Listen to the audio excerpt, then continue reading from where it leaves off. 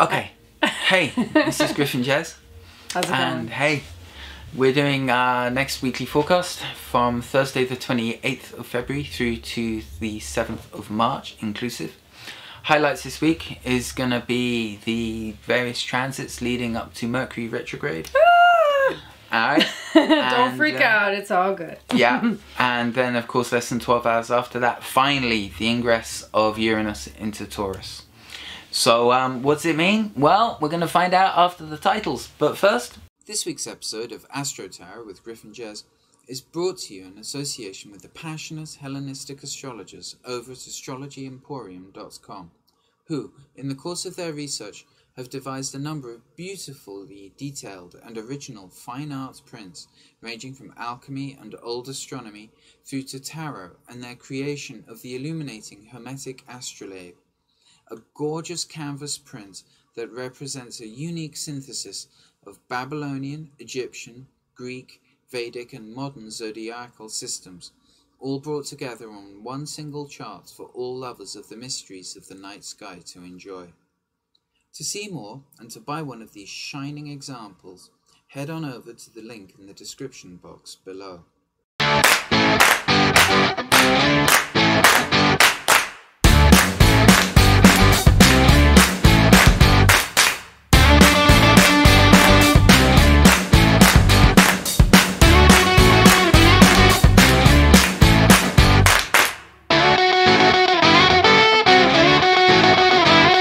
Here we go. Okay. So, what we've got is supportive aspects. We've got Moon and Saturn in Capricorn. We're dealing with the aftermath issues of Venus conjunct the South Node.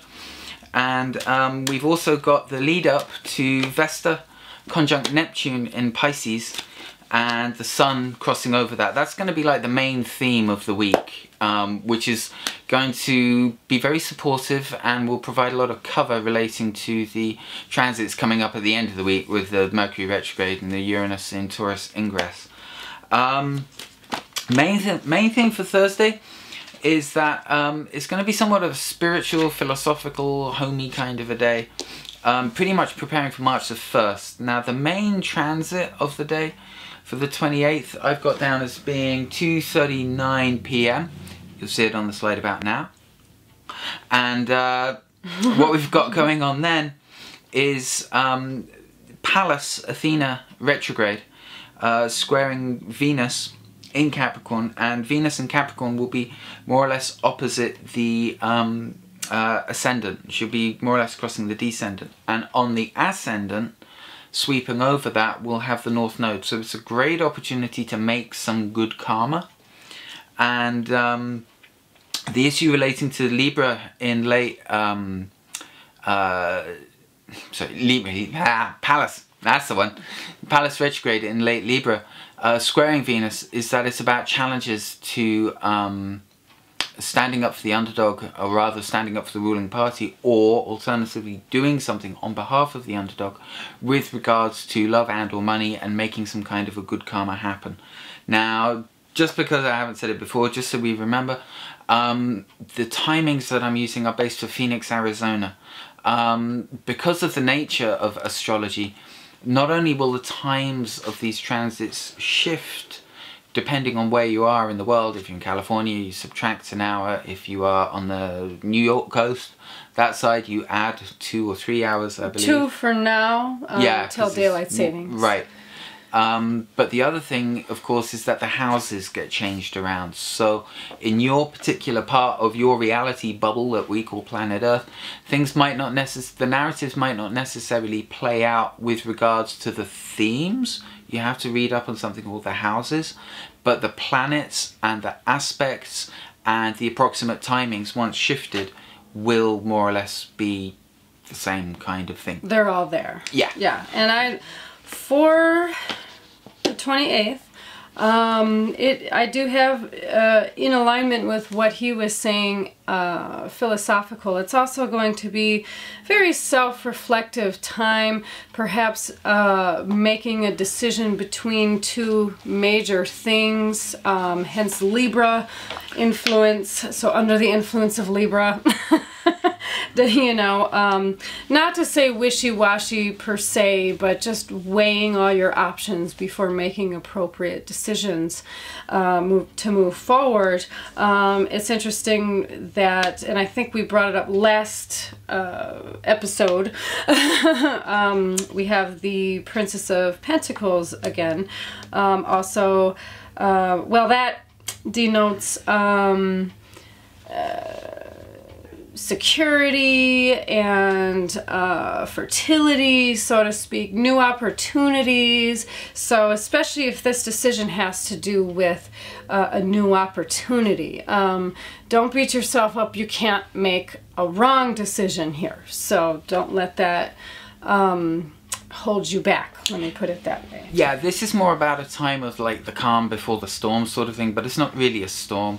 And it's empowerment too. I also have the Queen of Wands. Yeah, and the final transit of the day is basically, it's relating to how is one going to make of this emotionally. How does one feel about it all emotionally? That's going to be the aspect of the moon quintiling, which is a 72-degree aspect. It's a free hand. You can make of it what you will. If it's, you know, you could either make it into a square or component of a square, or you could make it into a trine, which is like a nice idea.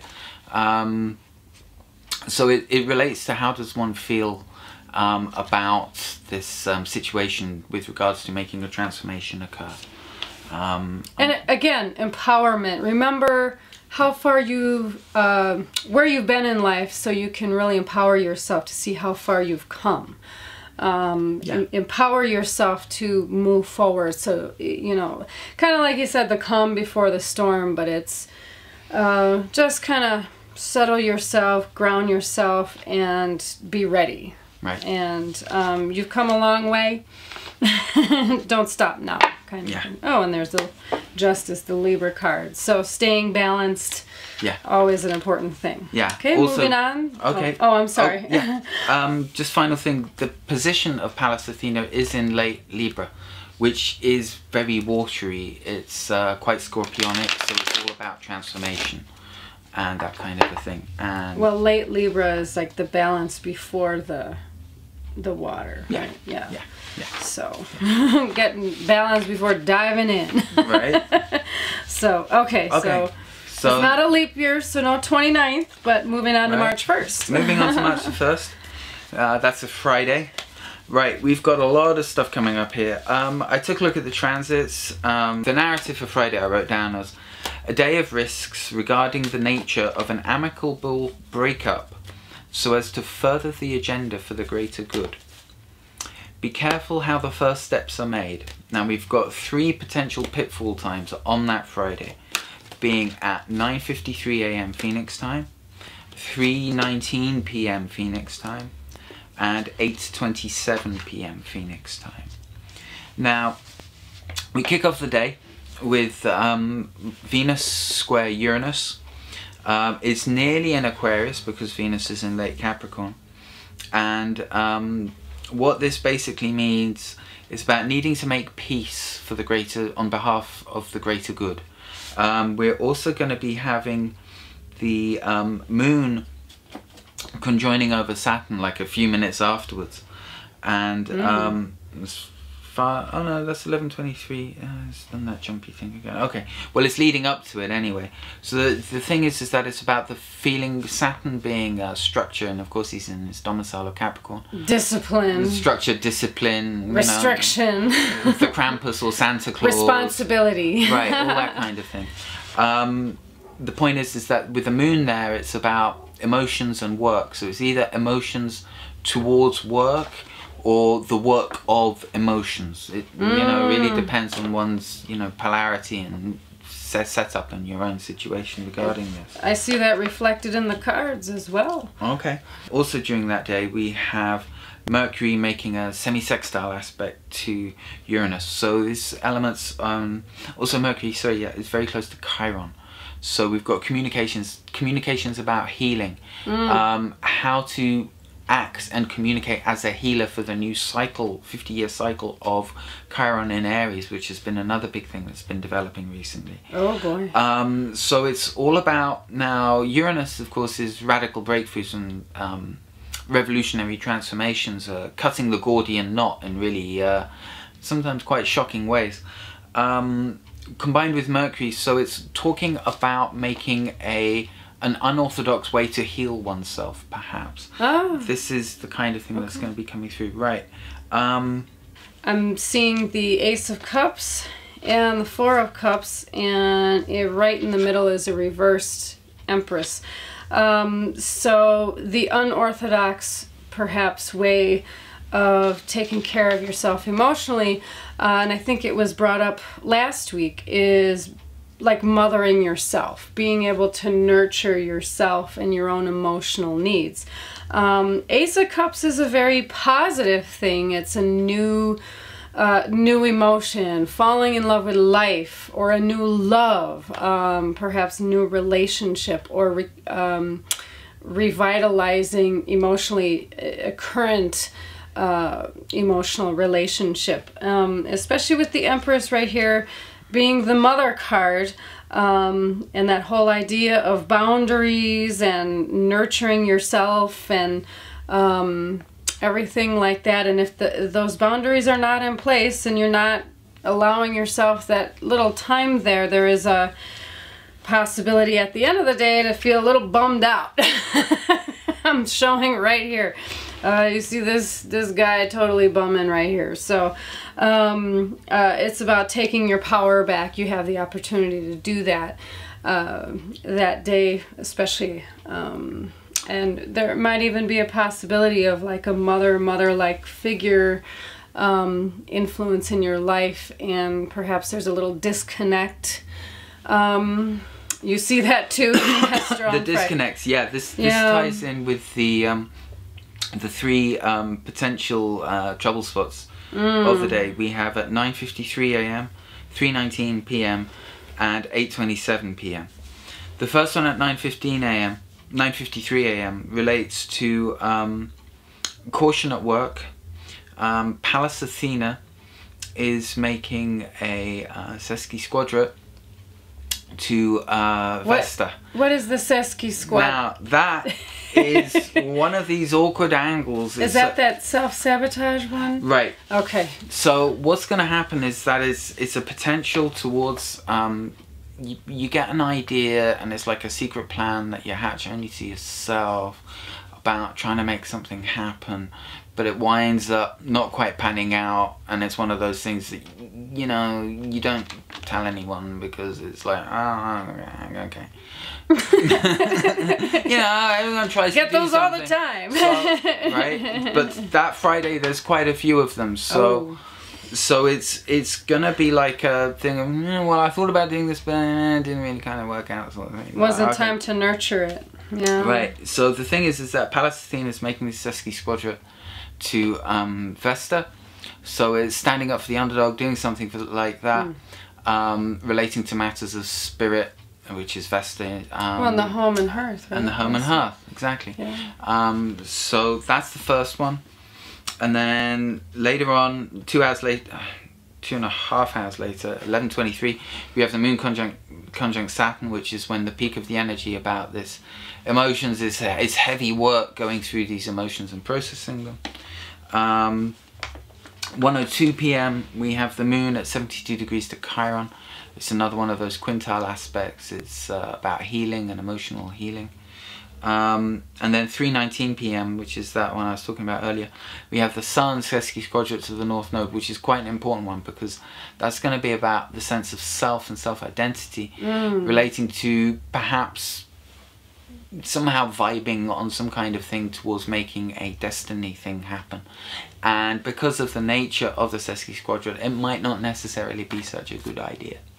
And you might just need a good cry at the end of the day. Yeah. Just to release and get it out, and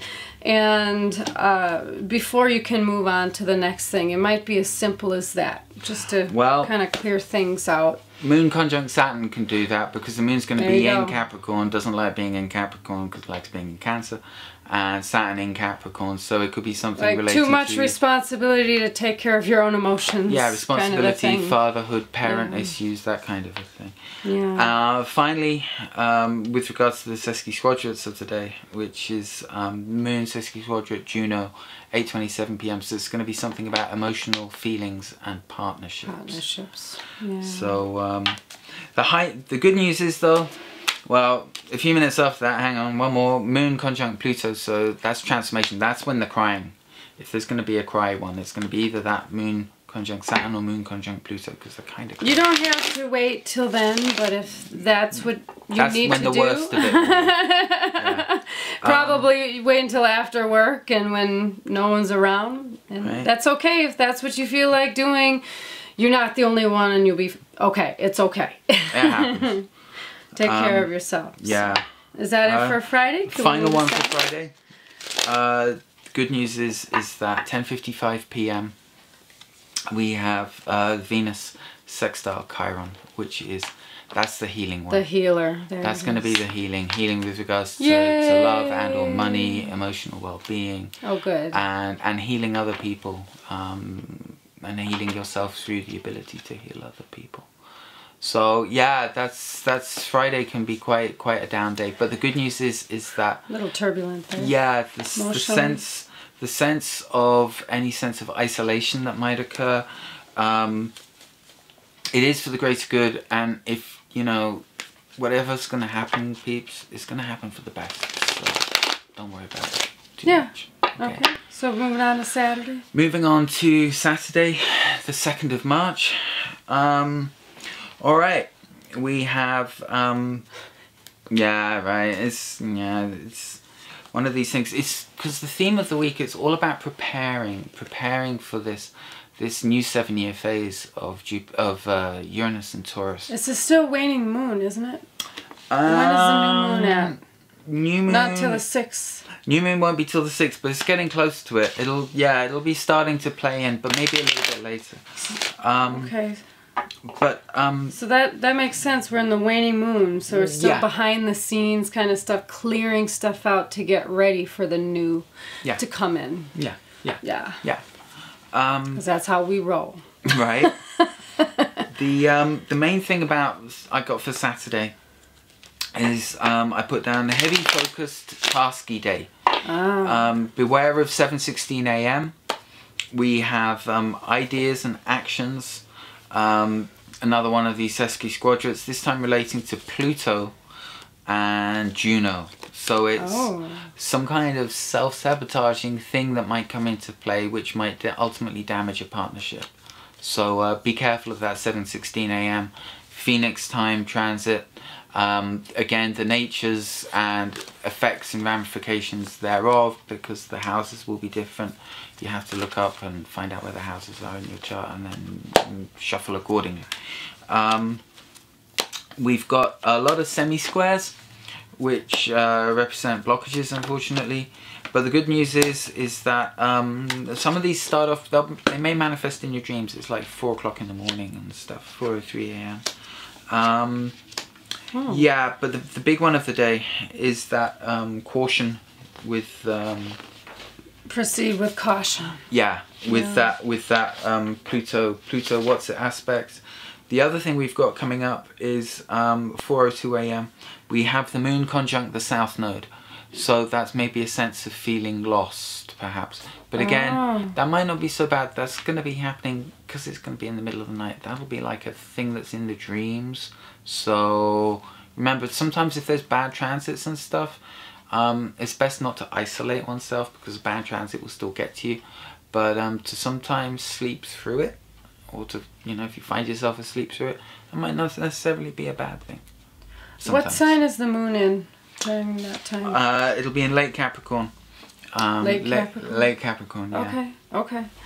So still getting through that. Yeah. There's go ahead. It's still supported though, because we've still got this stuff in Pisces, the Vesta and Neptune aspects in Pisces. Will give it some support, but because of the nature of the angles, that makes a 45-degree angle, which is part of a square, which can then be used as a component in other things later on. So, you know, it's okay. It's something that's in play. It's being smooshed in. So yeah. That's pretty funny because I pulled these tarot cards and they're all reversed.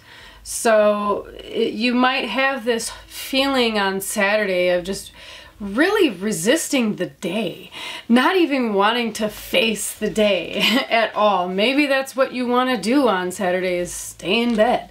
Yeah. I mean, that's right off the bat is how I'm seeing it. Even if along the lines of that whole idea of self-sabotage and whatnot, you know, that self-talk of, oh, I'm such a failure, or I didn't get to, you know, I wasn't successful at this, or I missed that opportunity, or yada yada, that kind of talk. So watch that, you know, about yourself. But and that that kind of self-talk can really make a person want to stay in bed and not want to get up that day. Well, we don't want to be too dire here. Yeah, but, no, but I'm seeing some good stuff though too. You know, we got some good stuff too, because it looks like the energy is there to turn that around about midday or so, and to start seeing, taking your power back, so to speak. Wanting to see what else life has to offer you emotionally, and even though you may have a lot of worries in the back of your mind, it's still like, okay, well, we're still gonna move on with the day, proceed forth with caution a little bit, but more like, okay, no worries, I'll worry about it later, that kind of thing. The last major aspect of the day is at 3:03 p.m. and we have the moon conjunct Venus. So that's when the happiness comes in. There's a sense of completion, and because it will be in late Capricorn, very late Capricorn, in fact, I stand corrected, it'll be in like the 0th degree of Aquarius, pretty much. It's going to be humanitarian, practical, unconventional. Want to do good for the people. Yeah. You know, helping others. So, and kind of liberating as well. Aquarius is, you know, Aquarius and Saggy are the two ones that are most focused on liberation and freedom. So independence, and practicalness. And and freeing your mind a little bit from some of the worries by diverting that focus in other places. So, and much more liberating places, I hope. Yeah. So moving on.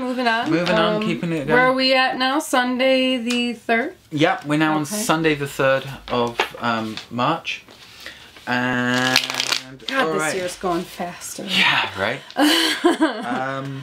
Sunday the 3rd of March, we've got, I put down the main transit of the day. We've got two of them actually. We've got 5:11 a.m. Phoenix time and 2:37 p.m. Phoenix time.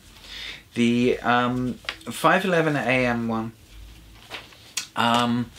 it's a day of semi-squares and sextiles. It's an in-between day. It's a day of building components and having ideas which are almost an idea. So yeah, that's half a thought, I'll put that on hold, and this is half an action, and I'll put that on hold. So it's procrastination? No. Okay. No, but it's a day of watching and making and seeing things fall into place. Okay, that's better. Pieces of the puzzle. You know, what is the puzzle? Good. We got some blockages. The big one at 5:11 a.m. is a sense of I am blocked with regards to spiritual development. We've got Uranus, semi-square Vesta. That is potentially a bit of a trouble-ish one, but that's going to be a tension that's going to be placed on Uranus. So the spiritual devotion issues and the home and hearth issues will make Uranus, the liberator, the game changer, feel somewhat okay, message acknowledged, I've got to do something about that, but I don't quite know what yet.